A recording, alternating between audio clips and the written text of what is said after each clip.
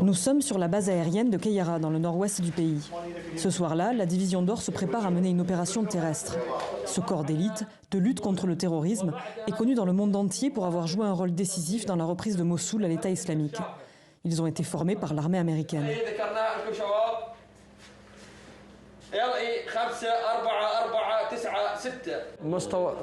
Il y a un très fort niveau de danger dans la zone où nous nous préparons à intervenir, parce que ce sont des champs et des collines. Les soldats attendent le feu vert de leur capitaine. Nous allons maintenant nous diriger vers la cible. Notre mission est basée sur les snipers. Nous agirons en tant que force de soutien. Une fois l'objectif atteint contre Daesh, nous examinerons la zone et chercherons d'éventuels combattants qui peuvent se cacher parmi la population. Soudain, l'ordre est donné.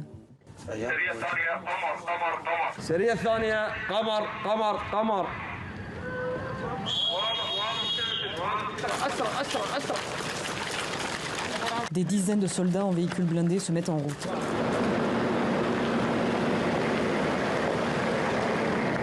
En première ligne, ces tireurs d'élite. Toutes les nuits, ils surveillent la zone et portent des tirs de longue distance. Ils sont isolés dans un désert où les membres de l'État islamique se déplacent facilement. En tant que force antiterroriste, nous devons nous approcher du point le plus proche de la cible afin d'observer ses mouvements, le nombre de combattants et ses armements. Et essayer de nous infiltrer pour avoir une meilleure vision et être capable de tuer du premier coup. Par sécurité, cette nuit-là, nous n'irons pas plus loin. Les snipers, eux, continueront d'avancer grâce à des lunettes de vision nocturne. La mission se poursuivra jusqu'au lendemain.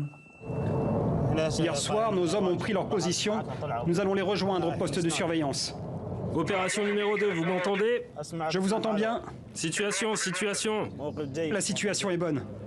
Une frappe aérienne de la coalition aurait tué un terroriste dans le secteur il y a quelques jours à peine. Dans cette zone désertique qui s'étend sur plusieurs centaines de kilomètres, de l'ouest de l'Irak à l'est de la Syrie, les forces de sécurité ont du mal à exercer leur contrôle. Le danger n'est pas le même que par le passé. Cette zone frontalière entre les forces kurdes et arabes est utilisée par Daesh parce qu'elle n'est contrôlée par aucune des deux forces, ni par les forces irakiennes, ni par les peshmerga kurdes de l'autre côté. Donc Daesh en profite pour l'utiliser comme une ligne de transport.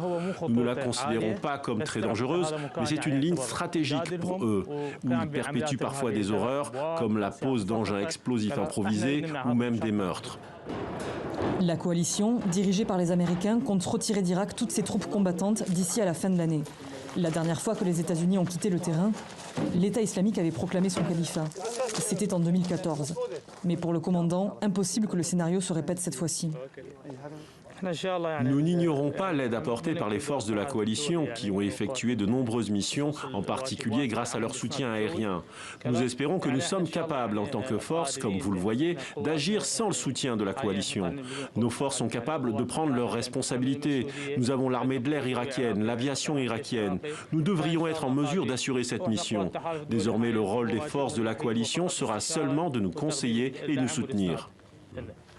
Une partie des 2500 soldats américains encore déployés devrait rester pour former et conseiller l'armée irakienne, leur fournissant un appui aérien et des renseignements pour démanteler les réseaux du groupe terroriste. Des renseignements que les forces spéciales irakiennes obtiennent également grâce aux civils dans les villages à proximité. Il y a toujours une forte présence de l'État islamique dans cette région. Et nous n'avons toujours pas trouvé de solution. Il y aurait encore plusieurs milliers de militants du groupe État islamique en Irak. La plupart restent discrets et tentent de trouver des failles de sécurité pour lancer des attaques à petite échelle. Daesh utilise toujours le même mode opératoire qu'auparavant. Il y a un mois, ils ont posé une bombe artisanale près de ce village, comme vous voyez ici sur la route. Elle a explosé sur une voiture de police quand ils sont passés. Un officier du poste de police local est mort. Ce sont les pièces et les fragments que vous voyez ici. Sur place, plusieurs civils nous confient être menacés par des militants du groupe terroriste qui leur demanderaient de payer des taxes. Impossible pour eux de parler devant notre caméra par peur des représailles. Ici, Daesh se cache parmi la population, parfois même dans leur famille. Le mari de cette femme est mort il y a 2 semaines. L'assassin serait un membre de l'État islamique. C'est en tout cas ce que lui ont dit les forces de sécurité. Nous sommes rentrés à la maison. Je me suis dit, allons voir dans la maison, peut-être qu'il se cache. Je l'ai appelé, mais il n'était pas là. On a commencé à le chercher partout. Que Dieu nous garde. Je l'ai trouvé allongé sur le sol avec son fusil à la main, sa torche dans l'autre main et des balles dans la poitrine. Comme elle, de nombreux autres civils sont encore victimes des horreurs perpétrées par Daesh.